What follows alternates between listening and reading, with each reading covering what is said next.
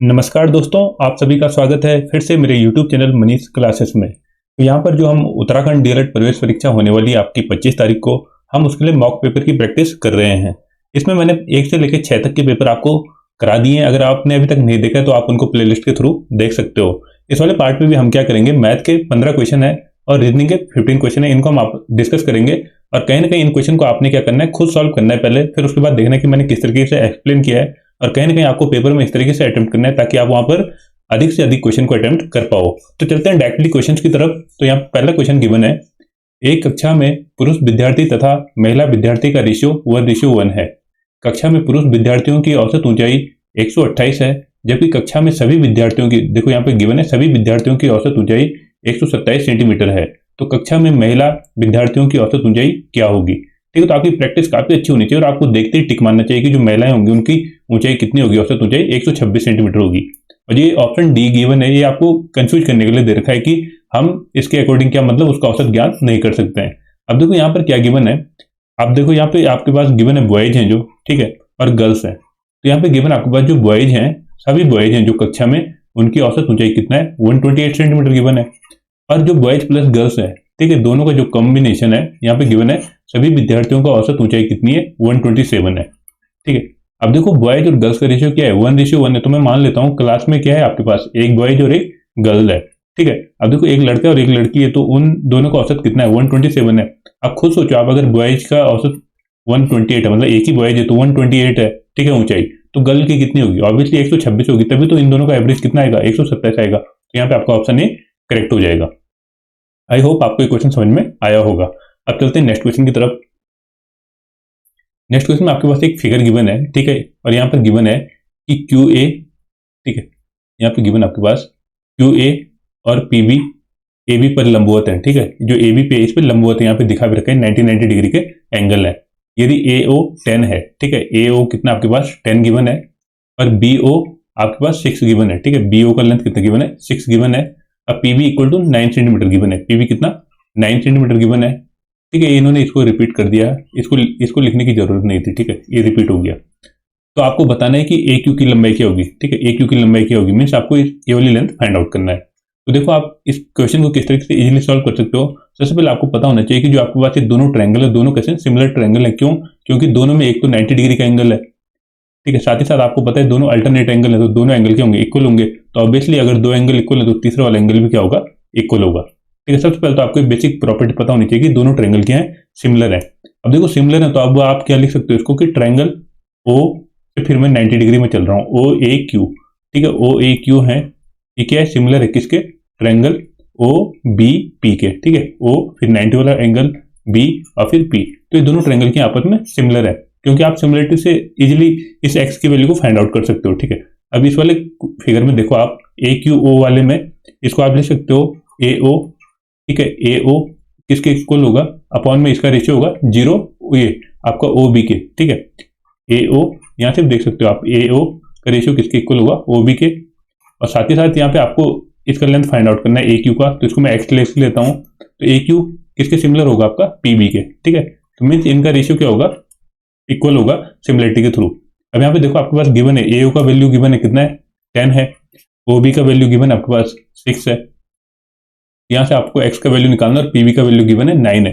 जब आप इसको सिंप्लीफाई करोगे तो यहाँ से आपको x की वैल्यू मिल जाएगी, मीन्स ए क्यू का वैल्यू मिल जाएगा। तो अब आप कर लो x इक्वल टू कितना आ जाएगा, 10 इंटू 9 अपॉन 6, आपका 3 से 2 टाइम्स, 3 से आपका ये 2 टाइम, ये 3 टाइम्स, फिर 2 से इसको डिवाइड करोगे तो 5 टाइम्स, 5 इंटू 3 15। तो यहाँ पे ए क्यू की वैल्यू कितनी आएगी, ए क्यू की लेंथ होगी आपकी 15 सेंटीमीटर। तो यहाँ पे आपका ऑप्शन भी करेक्ट हो जाएगा। अब चलते हैं नेक्स्ट क्वेश्चन की तरफ। नेक्स्ट क्वेश्चन गिवन है, एक नगरी में कुल 500 परिवार हैं, ठीक है, जिनमें से 260 परिवारों के पास भूमि स्वामित्व नहीं है। ठीक है, मीन 260 परिवार ऐसे जिनके पास भूमि नहीं है। 240 परिवारों के पास कुल 500 एकड़ भूमि है। तो भूमि के स्वामित्व की प्रति परिवार का औसत कितना है। ठीक है, आपको बताना है कि प्रति परिवार कितना भूमि का, मतलब कितनी भूमि है। ठीक है, अब देखो इस क्वेश्चन को आप इजीली सॉल्व कर सकते हो। आपको इस तरीके से एज्यूम करना है, मान लो कोई परिवार है, उस परिवार में केवल एक आदमी कमाता है, मान लो उसकी इनकम है 20,000 रुपए, और वहां पे टोटल 4 लोग हैं उस परिवार में। तो आप क्या करोगे, अगर मेरे को प्रति व्यक्ति आय निकालना है तो मैं कैसे निकालूंगा, कि पर पर्सन कितना अर्न करता है, 2000 को मैं 4 से डिवाइड करूंगा जितने फैमिली मेंबर है। तो इसी तरीके से यहाँ पे भी गिवन है, टोटल कितने परिवार है, 500 परिवार है। अब मेरे को क्या निकालना है कि भूमि के स्वामित्व का प्रति परिवार कितना है। अगर मेरे को प्रति परिवार निकालना है तो प्रति परिवार के लिए मेरे को क्या चाहिए होगा, टोटल भूमि, ठीक है, टोटल कितनी भूमि कितनी है, और अपॉन में क्या चाहिए होगा, टोटल यहाँ पे कितने परिवार है, ठीक है। तो इससे क्या निकल जाएगा, प्रति परिवार भूमि कितनी है। तो टोटल भूमि कितना है आपके यहाँ पे गिवन, आपके पास टोटल भूमि कितनी है, 500 एकड़ है। और टोटल परिवार कितने यहाँ पे, टोटल परिवार भी कितने हैं, 500 है। तो जब आप 500 को 500 डिवाइड कर दोगे तो कितना आ जाएगा, 1 एकड़। मतलब प्रति व्यक्ति कितनी जमीन है यहाँ पे, 1 एकड़ है। तो यहाँ पे आपका ऑप्शन बी करेक्ट हो जाएगा। अब चलते हैं नेक्स्ट क्वेश्चन की तरफ। नेक्स्ट क्वेश्चन गिवन आपके पास 3 tan थीटा, ठीक है, 3 tan थीटा इक्वल टू 4 है। तो आपको इसका वैल्यू निकालना है 1 minus sine theta upon 1 plus sine theta, और पूरे के क्या है यहाँ पे अंडर रूट है। अब देखो आप इजीली यहाँ पे देख सकते हो tan थीटा इक्वल टू क्या है, 4/3, ठीक है। तो यहाँ पे आप एक देखो एक ट्राइंगल ड्रॉ कर लो, इस तरीके का एक ट्राइंगल बना दिया मैंने, ठीक है। थीटा है अगर, तो theta tan theta equal to क्या होता है, परपेंडिकुलर, ये परपेंडिकुलर है, ये आपका बेस है। तो परपेंडिकुलर कितना आ जाएगा, ये आ जाएगा 4 और बेस आ जाएगा 3। तो ये देखो आपका राइट एंगल ट्राइंगल, तो इसकी लेंथ कितनी होगी, 5 होगी। अब यहाँ पे आपको क्या निकालना है, साइन थीटा। तो यहाँ से मैं साइन थीटा की वैल्यू कैलकुलेट कर लेता हूँ, ठीक है। तो साइन थीटा इक्वल टू क्या होता है आपका, परपेंडिकुलर अपॉन हाइपोटेनियस। तो कितना जगह परपेंडिकुलर कितना है 4 और हाइपोटेनियस कितना है 5। अब मैं इसकी वैल्यू को यहाँ पे पुट कर लूंगा, ठीक है, जो आपके पास गिवन है। तो यहाँ पे मैं पुट करूंगा तो कितना आ जाएगा, 1 माइनस 4/5, साइन थीटा की वैल्यू 4/5 है, 1 प्लस 4/5 और कंप्लीट का क्या है, रूट है। जब इसको सिंप्लीफाई करोगे तो कितना आ जाएगा, 5 माइनस 4 तो 1/5, और नीचे आ जाएगा आपके पास 5 प्लस 4 9/5, ठीक है। तो 5 से 5 कट जाएगा, रूट के अंदर आ जाएगा 1/9। जब 9 को बाहर निकालोगे तो 1/3 में कन्वर्ट हो जाएगा। तो यहीं पे पूछा है कि इसकी वैल्यू क्या है, तो इसकी वैल्यू कितनी आ जाएगी, 1/3। तो यहाँ पे आपका ऑप्शन सी करेक्ट हो जाएगा। अब देखो नेक्स्ट क्वेश्चन गिवन है cos theta plus sine theta equal to √2 cos theta है। तो आपको cos theta minus sine theta की वैल्यू फाइंड आउट करनी है। तो देखो यहाँ पे सिंपल आइडेंटिटी का यूज करेंगे हम ट्रिग्नोमेट्री का, और इसको सॉल्व करेंगे। तो जो आपका पहला वाला गिवन है, ठीक है, cos theta plus sine theta equal to √2 cos theta. तो इसको मैं इसका क्या कर लेता हूँ, मैं स्क्वायर कर लेता हूँ, जो पहली वाली टर्म है, ठीक है। तो यहाँ पे क्या जाएगा, cos theta plus sine theta, इसका मैं क्या कर रहा हूँ, स्क्वायर कर रहा हूँ। तो मेरे को दोनों साइड क्या करना पड़ेगा, स्क्वायर करना पड़ेगा। जब मैं इसका स्क्वायर करूंगा दोनों साइड तो कितना आ जाएगा, ये cos square theta plus sine square theta plus 2 cos theta और साइन थीटा, ठीक है, a प्लस बी का whole square, 2 sine theta cos theta, और यहाँ आ जाएगा आपके पास 2 cos स्क्वायर थीटा, ठीक है। अब यहाँ पे देखो ये आपको बताना है cos theta minus sine theta की वैल्यू क्या है। तो इसको मैं एज्यूम कर लेता हूँ ये x के इक्वल है, ठीक है, क्योंकि मेरे को इसी की वैल्यू एज्यूम फाइंड आउट करनी है। अब मैं इसका भी स्क्वायर कर लेता हूँ। तो यहाँ पे देखो cos theta minus sine theta का जब मैं स्क्वायर करूंगा तो कितना आ जाएगा, क्या आ जाएगा, cos square theta plus sine square theta minus 2 sine theta cos theta, और इसकी वैल्यू मैंने x के इक्वल एज्यूम की तो आ जाएगा x का स्क्वायर, ठीक है। इस कंप्लीट का क्या है, मैंने स्क्वायर किया है, ठीक है। अब यहाँ पे देखो आप क्या देख सकते हो, अब यहाँ पे देखो ये वाली टर्म को मेरे को कट करना है। तो मैं क्या कर लेता हूँ, दोनों को मैं ऐड कर लेता हूँ, इन दोनों इक्वेशन को। तो इससे कट जाएगा, आपके पास बचेगा cos square theta plus sine square theta. आपको पता है आइडेंटिटी से क्या होता है, इसकी वैल्यू होती है 1, ठीक है। आपको पता होना चाहिए sine square theta plus cos square theta equal to होता है 1। तो ये भी टर्म आपकी 1 है, नीचे ये वाली टर्म भी आपकी 1 है।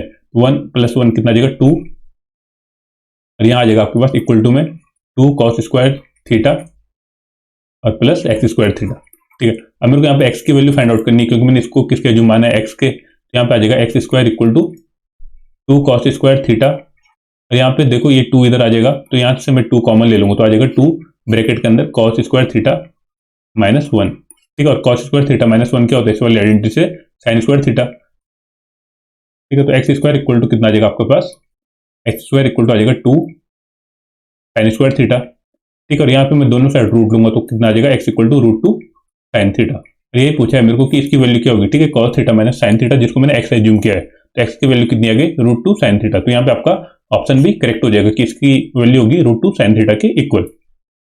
चलते हैं नेक्स्ट क्वेश्चन गिवन है 2 क्विंटल 2.5 kg का कितने परसेंट है, ठीक है। आपको बताना है कि 2 क्विंटल, तो सबसे पहले आपको पता होना चाहिए 200 क्विंटल में कितने केजी होते हैं, 200 kg, क्योंकि 1 क्विंटल में कितना होता है 100 kg। तो आपको बताना है कि 2 क्विंटल 2.5 किलोग्राम का कितने परसेंट है। तो 2 क्विंटल मतलब 200 किलो, और नीचे आ जाएगा आपके पास 2.5। आपको बताना कि ये इसका कितना परसेंट है इंटू 100। यहाँ पे मैं इसको पॉइंट को हटा दूंगा तो 0 पर 20 से इसको मैं डिवाइड करूंगा तो 4 टाइम्स, तो 4 इंटू 2000 कितना आ जाएगा 800, 8000%, ठीक है। ये पूछा था कि 2 क्विंटल 2.5 किलो का कितना परसेंट है, तो यहाँ पे आपका आ जाएगा आंसर ऑप्शन सी 8000 टाइम्स है, ठीक है, 8000% है। अब चलते हैं नेक्स्ट क्वेश्चन की तरफ। नेक्स्ट क्वेश्चन में आपको बस गिवन है कि ए बी क्या एक डायमीटर है, ठीक है, क्या डायमीटर है और पर एक बिंदु सी है, ठीक है, और यहाँ से मैंने क्या किया, जो सर्कल है इसकी सरकमफ्रेंस पे कोई एक बिंदु है सी, तो आपके पास गिवन है कि A B C equal to 60 degree है, ठीक है, ये वाला एंगल कितना है 60 डिग्री है, तो आपको बी ए सी वाला एंगल फाइंड आउट करना है कि ये वाला एंगल कितना होगा, ठीक है। तो आपको सर्कल की एक सिंपल सी प्रॉपर्टी पता होनी चाहिए कि अगर आपकी कोई भी जो डायमीटर होती है, ठीक है, अगर मैं इससे परिधि पे कोई भी एंगल बनाता हूं तो हमेशा कितने का बनेगा, ये आपका 90 डिग्री का एंगल बनेगा। अगर ये 90 डिग्री का और ये आपके पास 60 डिग्री का है तो इसको आप इजीली कैलकुलेट कर लोगे, टोटल सम आपका 180 होता है, तो ये वाला एंगल कितने का जाएगा आपका 30 डिग्री का। तो यहाँ पे आपका ऑप्शन बी करेक्ट हो जाएगा कि बीएससी का एंगल कितना होगा 30 डिग्री। अब देखो नेक्स्ट क्वेश्चन गिवन है, एक ठोस गोले को 4 बराबर भागों में काटा जाता है, यदि कटे हुए प्रत्येक छोटे भाग का कुल पृष्ठीय क्षेत्रफल ठोस गोले के कुल पृष्ठीय क्षेत्रफल का x गुना है, तो आपको बताना है कि x की वैल्यू क्या है। देखो सबसे पहले आपको समझना है कि ठीक है, यहाँ पे आपके पास देखो कोई भी एक क्या है, गोला है, ठीक है, इस गोले को क्या किया मैंने, कट किया। तो सबसे पहले देखो आपको ये समझ में आना चाहिए कि जब मैं इस गोले को कट करूंगा तो कुछ इस तरीके से कट होगा, ठीक है, जब ये इस तरीके से कट होगा तो यहाँ पर क्या होंगे, दो सरफेस जनरेट होंगे, ठीक है, एक सर्कल यहाँ बनेगा और एक इस साइड बनेगा। सबसे पहले आपको ये चीज कंसेप्ट समझ में आना चाहिए। फिर मैंने इसको क्या किया, फिर मैंने इसको कट किया, ठीक है, जब मैं इसको कट करूंगा इस तरीके से तो आपको एक किस तरीके का दिखेगा, मैं आपको दिखाता हूँ।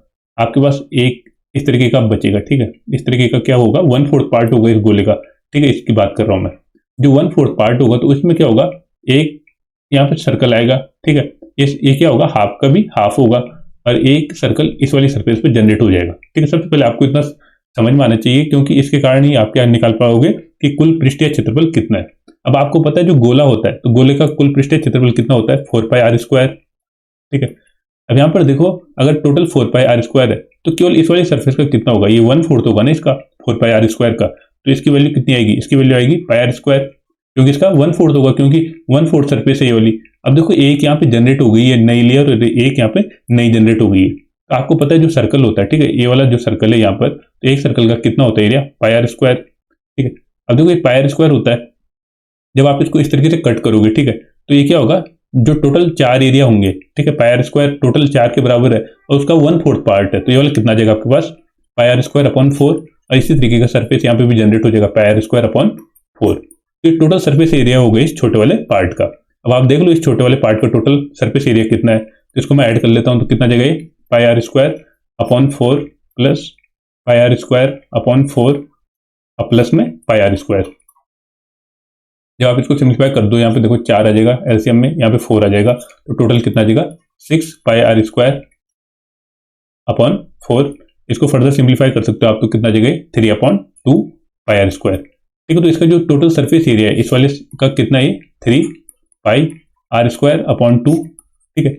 और यहाँ पे बोला गया है क्वेश्चन के अकॉर्डिंग, यदि कटे हुए प्रत्येक छोटे भाग का कुल पृष्ठीय क्षेत्रफल ठोस गोले के कुल पृष्ठीय क्षेत्रफल का x गुना है, ठीक है, इसका क्या है, x टाइम है ये वाला, तो आप यहाँ पे लिख सकते हो 4πr² का क्या ये x टाइम है, और आपको इसी x की वैल्यू को फाइंड आउट करना है, किसके इक्वल है ये, जो छोटा वाला आपने ये आपके पास जो गोले का पार्ट है इसका सरफेस एरिया के इक्वल है। तो यहाँ पे आप देखो 4πr², यहाँ पे देखो πr² से πr² कट जाएगा, ठीक है, और यहाँ पे देखो x का वैल्यू कितना आ जाएगा, यहाँ पे x इक्वल टू आ जाएगा, ये 4 नीचे आ जाएगा, तो 3/8 टाइम्स, ठीक है। और यही क्वेश्चन में पूछा है कि जो आपके पास ये बड़ा वाला गोला है उसका कितना टाइम्स छोटे वाले का सरफेस एरिया के इक्वल है, तो आ जाएगा आपके पास 3/8 टाइम्स, तो यहाँ पे आपका ऑप्शन डी करेक्ट हो जाएगा। अब देखो नेक्स्ट क्वेश्चन में बता रखा है आपको बताने कि इसमें आपको सिंप्लीफाई करना है और इसका मान क्या होगा, ठीक है। तो इस वाले क्वेश्चन में क्या करते हैं, जो आपके पास टोटल होता है उसको हम एक साथ लिख लेंगे, ठीक है, इस तरीके से 4 + 5 - 2, ठीक है, और बाकी क्या है जो फ्रैक्शन में उसको हम एज इट इज लिख लेंगे एक साथ, ताकि इस तरीके से सॉल्व करने में क्या हो जाता है, थोड़ा इजी हो जाता है। अब देखो जब आप इसको सिंप्लीफाई करोगे तो कितना आ जाएगा, 4 + 5 9, 9 में से 2 गया तो 7, अब प्लस में कितना आ जाएगा 6 + 5 11, 11 में से 8 को आप सब्ट्रैक्ट कर लो तो कितना आ जाएगा आपके पास, 3, 3/12। इसको आप देखो ऐड करोगे तो फ्रैक्शन में कितना आ जाएगा, 7 से 3/12, तो इसका मान कितना आपका यहाँ पे ऑप्शन डी करेक्ट हो जाएगा। देखो नेक्स्ट क्वेश्चन गिवन है, यदि किसी पुस्तक के मूल्य में पहले 25% की कमी कर दी जाती है और पुनः 20% की वृद्धि की जाती है तो पुस्तक के कुल मूल्य में शुद्ध रूप से कितना परिवर्तन होगा, ठीक है। तो यहाँ पे देखो कोई भी पुस्तक है, ठीक है, 100 रुपए की, उसमें मैंने क्या किया, पहले 25% की कमी की, ठीक है। अगर मैं 25% की कमी करूंगा तो मीन्स 25 रुपए कम हो गए, तो बुक का प्राइस कितना हो जाएगा, 75 रुपीज, अब इसके बाद बोला उसने कि उसने फिर से उस जो बुक का प्राइस आया, ठीक है, जो 75 आया उसमें 20% की वृद्धि कर दी, ठीक है। तो 20% कितना हो जाएगा, आपको पता है 75 का कितना होता है आपके पास 10%, 7.5, एक डेसिमल लग जाता है और 7.5 का डबल है, ठीक है, क्योंकि 20% पूछा है तो कितना जगह 15। तो मीन्स मतलब आपने इसमें क्या करना है, 15 रुपीज ऐड करना है। तो 75 में अगर मैं 15 ऐड करूंगा तो कितना जगह 90। अभी पूछ रहा है कि पुस्तक के मूल्य में टोटल कितना परिवर्तन होगा, तो कितने परसेंट की कमी आ गई, आपको दिख रहा है यहाँ से 100 से कोई चीज 90 की होगी तो 10% की कमी आ जाएगी। यहाँ पे आपका ऑप्शन ए करेक्ट हो जाएगा कि कितना 10% की कमी आ जाएगी। अब चलते हैं नेक्स्ट क्वेश्चन में। यहाँ पर आपके पास 11 से लेकर 15 तक जो क्वेश्चन है इनमें आपके पास एक वेन डायग्राम गिवन है, ठीक है, ये डायग्राम गिवन है, ठीक है, पाई ये आपका ये आरेख गिवन है और आपको इसमें बताना है कि जो आपके पास क्वेश्चन पूछे गए हैं उनका आंसर दिखाना है, ठीक है। इसको बोलते हैं दंड आलेख। तो यहाँ पे देखो आपके पास सबसे पहले यहाँ पर गिवन है कि जन्म दरें प्रति हजार, ठीक है, और यहाँ पर गिवन है देश के नाम और यहाँ पर ये वैल्यू गिवन है 20, 15, 30, 16, 33 और 40। तो सबसे पहला क्वेश्चन गिवन है किस देश की जन्म दर जर्मनी की जन्म दर से 25% अधिक है, ठीक है। तो देखो यहाँ पे दिख रहा है आपको कि किस देश की जन्म दर जर्मनी की जन्म दर की 25% अधिक है, ठीक है। अब देखो जर्मनी कहां पर, यहाँ पर जर्मनी है, ठीक है, जर्मनी की जन्म दर से 25% अधिक है, ठीक है। मतलब जर्मनी का अगर आप देखो 16 है तो 16 का 25% कितना होगा, 16 का 25% होगा 4, मतलब 4 अधिक होना चाहिए। अब देख लो 20 किसका है यहाँ पे, तो 20 किसका है, इंग्लैंड का है। तो यही पूछा है कि जर्मनी की दर से 25% किसका अधिक है, तो यहाँ पे आपका ऑप्शन सी करेक्ट हो जाएगा। अब नेक्स्ट क्वेश्चन में गिवन है भारत की जन्म दर इंग्लैंड की जन्म दर की कितनी परसेंट है, ठीक है। अब देखो भारत की जन्म दर कहां पर है, ठीक है, भारत की यहाँ पर गिवन है 33, ठीक है। भारत की जन्म दर इंग्लैंड की जन्म दर का कितना परसेंट है, इंग्लैंड का कितना गिवन है, इंग्लैंड का गिवन है 20, ठीक है। अब आपको बताना है कि कितना परसेंट है, कितना परसेंट अधिक है, ठीक है। अब देखो आप इसको किस तरीके से कैलकुलेट कर सकते हो, मेरे को किसके रिस्पेक्ट में निकालना है, आपके इंग्लैंड के रिस्पेक्ट में निकालना है। तो परसेंटेज कैसे ईजी हो जाएगा, अगर मैं इसको 5 टाइम्स मल्टीप्लाई कर दूँ तो कितना देगा 100, तो 33 इंटू 5 कितना जाएगा आपके पास 165। ये पूछा कि भारत की जन्म दर इंग्लैंड की जन्म दर की कितने परसेंट है, ठीक है, कितनी परसेंट है। तो आप देखो 100 से कितना हो गया 165, तो कितना परसेंट है 165। तो यहाँ पे आपका ऑप्शन ए करेक्ट हो जाएगा। अब चलते हैं नेक्स्ट क्वेश्चन में गिवन है चीन की जन्म दर जर्मनी की जन्म दर की कितनी गुनी है, ठीक है। अब चीन की देख लो आप कितनी है, चीन की यहाँ पे 40 है और ये पूछ रहा है कि जर्मनी की जन्म दर का कितना है, तो जर्मनी का कितना है यहाँ पे 16। आप देख लो 16 का कितना है ये 2.5 टाइम्स। तो यही क्वेश्चन पूछा तो यहाँ पे आपका ऑप्शन डी करेक्ट हो जाएगा। तो देखो यहाँ पर गिवन है भारत की जन्म दर का स्वीडन की जन्म दर से क्या अनुपात है, ठीक है। तो भारत की जन्म दर कितना है यहाँ पर, भारत की यहाँ पे देखो 33 और स्वीडन की जन्म दर कितनी है, स्वीडन की है 15। इनका आप रेशियो निकाल लो तो कितना जगह आपके पास है, 3 से डिवाइड करोगे तो 11 और 3 से 5, तो 11:5। तो यहाँ पे आपका ऑप्शन भी करेक्ट हो जाएगा कि आपका जो भारत की जन्म दर और स्वीडन की जो जन्म दर है उनका रेशियो कितना है 11:5। अब देखो नेक्स्ट क्वेश्चन गिवन है इंग्लैंड की जन्म दर न्यूजीलैंड की जन्म दर से कितने परसेंट कम है, ठीक है। तो इंग्लैंड की देख लेते हैं, इंग्लैंड की कितनी है यहाँ पे 20 है, ठीक है, इंग्लैंड की 20 है की दर न्यूजीलैंड की जन्म दर से कितने परसेंट कम है, ठीक है, और न्यूजीलैंड की कितनी है 30 है, ठीक है। तो आपको दिख रहा है 30 और ये 20 है तो डायरेक्टली दिख रहा है कितना 33% कम है, ठीक है। आप इसको इस तरीके से कैलकुलेट कर सकते हो कितना 10 का डिफरेंस है, ठीक है, 10 का। और ये बताने कि इंग्लैंड की जन्म दर न्यूजीलैंड की दर से कितना कम है, मतलब ये पूछ रहा है न्यूजीलैंड के रिस्पेक्ट में, ठीक है। तो नीचे क्या जाएगा 30 इंटू 100, तो 1/3 का कितना आता है आपका 33 सही 1/3। तो यहाँ पे आपका ऑप्शन भी करेक्ट हो जाएगा। अब देखो इसके बाद रीजनिंग के मैंने कुछ 15 क्वेश्चन लिए हैं, इन क्वेश्चन को आपको सॉल्व करना है। तो सबसे पहला गिवन है जो खिलाड़ी का संबंध है टीम से, तो वही जहाज किसका होगा, जहाज का किससे होगा, ठीक है। अब देखो टीम में क्या होते हैं, खिलाड़ी होते हैं, उसी तरीके से बेड़ा में क्या होते हैं, जहाज होते हैं। तो यहाँ पे आपका ऑप्शन सी करेक्ट हो जाएगा। अब देखो नेक्स्ट क्वेश्चन में गिवन है गोल है, गोल को हमने HPBK लिखा है, तो पोस्ट को हम क्या लिखेंगे। तो यहाँ पे देख लेते हैं हम सबसे पहले कौन सा पैटर्न चल रहा है, ठीक है। अब देखो अगर मेरे को गोल को लिखना है HPBK, ठीक है, तो देखो गोल को लिखना है मेरे को HPBK। यहाँ पे देख रहे हो आप कितने का, यहाँ पे +1 हो रहा है, यहाँ पर भी +1 हो रहा है, यहाँ पर भी +1 हो रहा है, लेकिन लास्ट वाले में क्या हो रहा है -1 हो रहा है। तो इसी तरीके से मैं पोस्ट में भी देख लूंगा, पोस्ट में अगर मैं +1 करूंगा तो कितना जगह आपके पास है Q आ जाएगा, फिर मैं +1 करूंगा, फिर इसमें भी +1 करूंगा और इसमें एक -1 करूंगा तो यहाँ पे ऐसा आ जाएगा, ठीक है। तो QPTS यहाँ पे आपका ऑप्शन डी में गिवन है, तो यहाँ पे आपका ऑप्शन डी करेक्ट हो जाएगा। अब चलते हैं नेक्स्ट क्वेश्चन गिवन है, आपको बताना है कि यहाँ पे क्वेश्चन मार्क की जगह पे क्या आएगा, ठीक है। 19 का जो 19 से 37 हो गया तो 26 के बाद क्या आएगा। अब देखो 19 का डबल और उससे क्या है एक कम है, ठीक है। अगर मैं 19 का डबल करूंगा तो 38 माइनस 1 37, तो इसी तरीके 26 का डबल कितना आएगा 52, और 52 माइनस 1 कितना आ जाएगा 51। तो यहाँ पे आपका ऑप्शन भी करेक्ट हो जाएगा। अब देखो यहाँ पे नेक्स्ट क्वेश्चन गिवन है, आपको इनको सार्थक क्रम में लगाना है, ठीक है। क्या क्या गिवन है आपके पास, कागज, फिर आपके पास गिवन है लेखक, कलम, फिर पुस्तकालय और पुस्तक, ठीक है। तो आप इनको किस तरीके से प्रॉपर वे में लगा सकते हो। सबसे पहले देखो कोई लेखक होगा, ठीक है, जो लिखेगा, ठीक है, क्योंकि लेखक सबसे पहले आएगा। यहाँ पे देख लेता हूँ मैं 3 से कौन सा ऑप्शन शुरू होते हैं, एक तो मैं इसको एलिमिनेट कर सकता हूँ और एक इसको एलिमिनेट कर सकता हूँ। अब देखो लेखक के बाद आपके पास सेकंड नंबर पे पुस्तकालय आ रहा है, और यहाँ पर क्या है, कलम आया है, ठीक है। फिर कलम के बाद यहाँ पर कागज आया है, ठीक है, और यहाँ पर क्या है 1, यहाँ पर भी कागज आया है। तो यहाँ पे देखो कौन सा पैटर्न होगा, सबसे पहले तो लेखक, ठीक है, फिर लेखक के बाद कलम, कलम के बाद होगा फिर कागज जो सार्थक क्रम है, ठीक है।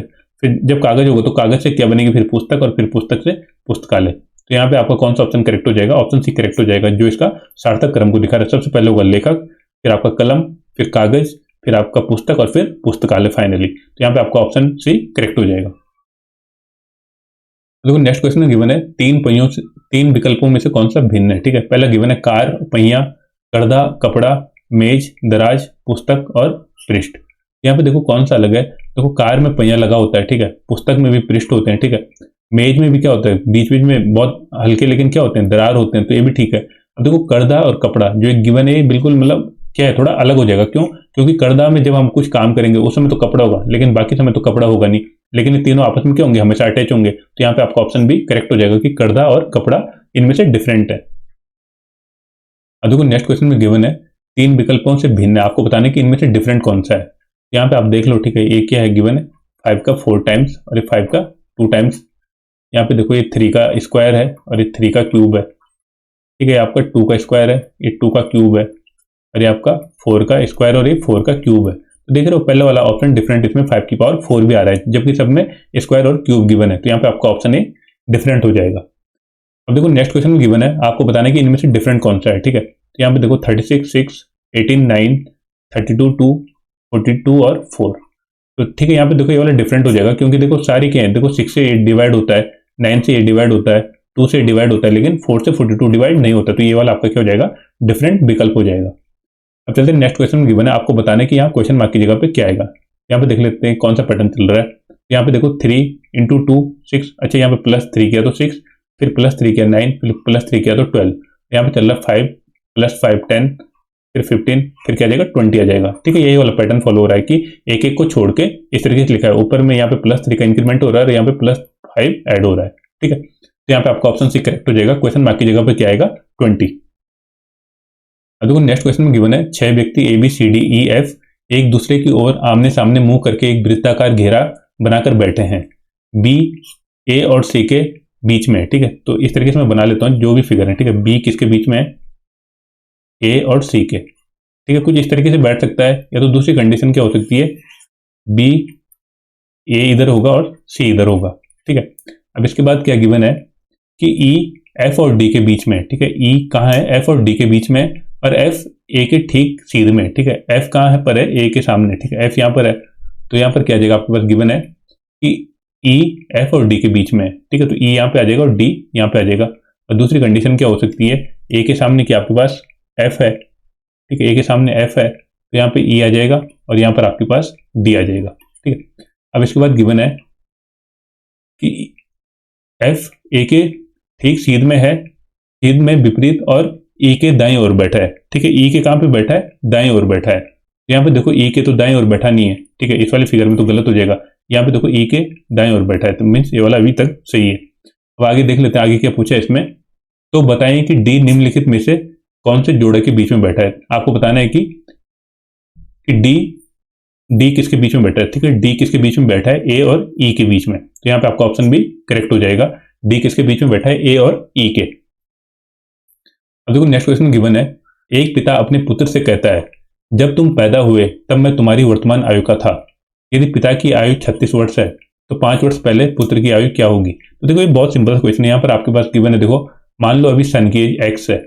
ठीक है, तो अभी फादर की एज कितना होगी, क्योंकि जब देखो जब सन हुआ था तो उसमें फादर की एक्स एज कितनी थी, एक्स थी, मतलब 0 से लेके यहाँ तक एक्स इंक्रीज हुआ। तो जब फादर की एज अगर एक्स थी, अगर सन की एज उस समय फादर की एज कितनी थी, एक्स थी। जब सन क्या हुआ, पैदा हुआ, तो फादर की एज कितनी होगी अभी, फादर की एज में देखो ये एक्स इसमें ऐड हुआ है ना, तो यहाँ पर जो फादर की एज रही होगी उसमें भी एक्स ऐड होगा, तो फादर की करंट एज कितनी होगी, 2x होगी, ठीक है। अब यहाँ पे गिवन है कि यदि पिता की आयु कितनी है, 36 वर्ष है, तो 2x की वैल्यू कितना गिवन है, 36 गिवन है, तो x इक्वल टू कितना आ जाएगा, 18। तो मीन सन की एज कितनी है अभी, 18 है। अभी पूछ रहा है कि सन की एज 5 वर्ष पहले कितनी थी, तो 18 में से आप 5 घटा दो तो कितना आ जाएगा, 13। तो 5 साल पहले सन की एज कितना थी, 13 वर्ष। तो यहाँ पे आपका ऑप्शन भी करेक्ट हो जाएगा। अब देखो इस वाले क्वेश्चन में गिवन आपको बताना है यहाँ पे क्वेश्चन मार्क की जगह पे क्या आएगा। तो यहाँ पे आप देखो लो सिंपली, यहाँ पे देखो 10 इंटू 8 80, 80 इंटू 5 400 मीन ये मल्टीप्लाई हो रहा है, ठीक है। अब मैं दूसरे वाले में भी देख लेता हूँ कि ये हो रहा है कि नहीं हो रहा है, ठीक है। तो यहाँ पे देखो आप 6 इंटू 7 42, 42 इंटू 9 ये आपका जाएगा 378, ठीक है। तो इसमें भी सेटिस्फाई हो रहा है। अब आपको थर्ड वाले में देख लो तो ये कितना जाएगा 5। यहाँ पे अगर मेरे को इसकी वैल्यू निकालनी है तो इन तीनों को करना पड़ेगा मल्टीप्लाई। तो यहाँ पे देखो क्वेश्चन मार्क की जगह पे क्या आ जाएगा, 315 अपॉन 5 इंटू 7, ठीक है। जब आप इसको 5 से डिवाइड करोगे तो कितना आपका 6 और 3, 6 3 टाइम चले जाएगा, और 7 से जब डिवाइड करोगे तो ये 9 टाइम्स। तो यहाँ पे क्वेश्चन मार्क की जगह पे क्या आएगा, यहाँ पे 9 आएगा, तो इन तीनों का मल्टीप्लाई कितना आ जाएगा 315। तो यहाँ पे आपका ऑप्शन डी करेक्ट हो जाएगा।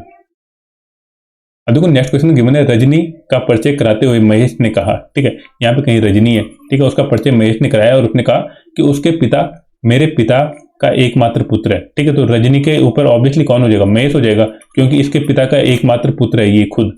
तो यहाँ पे क्या आ जाएंगे, इसके फादर आ जाएंगे। अब क्या पूछ रहा है ये, तो रजनी का महेश से क्या संबंध है, ठीक है। तो रजनी महेश की क्या होगी, पुत्री होगी, ठीक है। तो यहाँ पे आपका ऑप्शन कौन सा करेक्ट हो जाएगा, ऑप्शन ए करेक्ट हो जाएगा, रजनी महेश की क्या है, पुत्री है।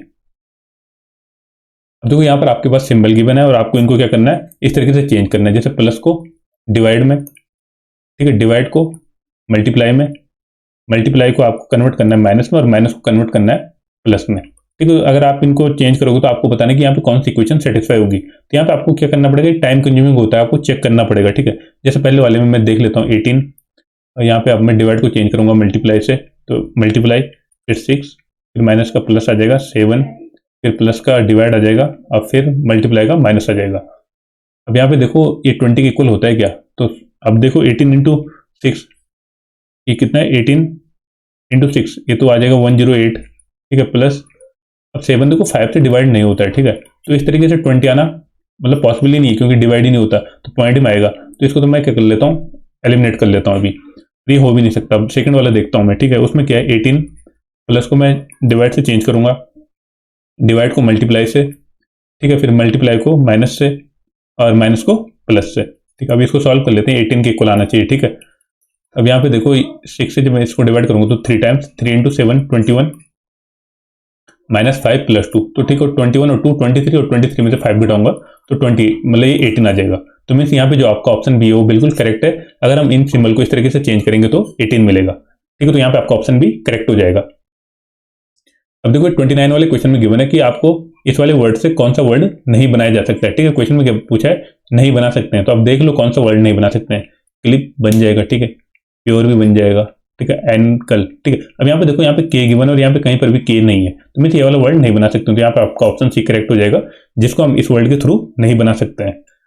अब देखो नेक्स्ट क्वेश्चन और लास्ट क्वेश्चन है, यहाँ पर गिवन आपके पास सभी खिड़कियां सुई हैं, ठीक है। तो इस तरीके का फिगर बना लेता हूँ मैं, सभी खिड़कियां क्या है, सुई है, ठीक है। तो ये बाहर आ जाएगा, ठीक है, इस तरीके से सभी खिड़कियां क्या है, सुई है, ठीक है। अब गिवन है कुछ वृक्ष खिड़कियां हैं, ठीक है। तो कुछ वृक्ष क्या है, खिड़कियां हैं। तो कुछ वृक्ष या तो इस तरीके से आएंगे, ठीक है, या तो क्या होगा कि ये खिड़की होंगी और खिड़की के बाहर आपकी सुई होंगी और यहाँ पर कुछ वृक्ष आ जाएंगे, ठीक है। अब देख लेते हैं स्टेटमेंट में क्या गिवन है, कुछ वृक्ष सुई है। तो कुछ वृक्ष क्या है, सुई है, ऑब्वियसली क्योंकि कुछ वाला पार्ट यहाँ पर आएगा, ठीक है, या कुछ वाला पार्ट ये, ठीक है। तो कुछ सुई इसमें तो पूरे आ जाएंगे, ठीक है। तो पहला क्या है, कुछ वृक्ष सुई है, तो सेकंड वाली कंडीशन से तो क्या लग रहा है कि पहला वाला ऑप्शन क्या है, सही है, ठीक है। तो पहला वाला कथन तो अभी तक सही है। अब सेकंड वाला देख लेते हैं, सेकंड में गिवन है कुछ वृक्ष सुई नहीं है, कुछ वृक्ष आपके सुई नहीं है, ये तो बिल्कुल गलत है, क्योंकि कुछ ना कुछ तो होगा, चाहे ये वाला डायग्राम हो, चाहे इसमें तो सब है, इसमें तो कुछ ना कुछ होंगे। तो मैं सेकंड वाला स्टेटमेंट क्या आपका गलत है। तो यहाँ पे केवल कौन सा निष्कर्ष सही हो जाएगा, आपका पहला वाला सही हो जाएगा कि कुछ वृक्ष क्या है, सुई है। तो यहाँ पे आपका ऑप्शन ए करेक्ट हो जाएगा। आई होप आपको ये 30 क्वेश्चन समझ में आए होंगे। अगर आपको किसी भी क्वेश्चन को डाउट लगता है तो आप मेरे को कमेंट सेक्शन के थ्रू पूछ सकते हो। तो मिलते हैं नेक्स्ट वीडियो में। नेक्स्ट वीडियो में भी हम इसी तरीके के 15 क्वेश्चन लेंगे मैथ और रीजनिंग के, और उनको सॉल्व करेंगे। और अगर आपको किसी भी क्वेश्चन को डाउट लगता है तो आप मेरे को कमेंट सेक्शन के थ्रू पूछ सकते हो। तो मिलते हैं नेक्स्ट वीडियो में, तब तक के लिए थैंक यू, बाय।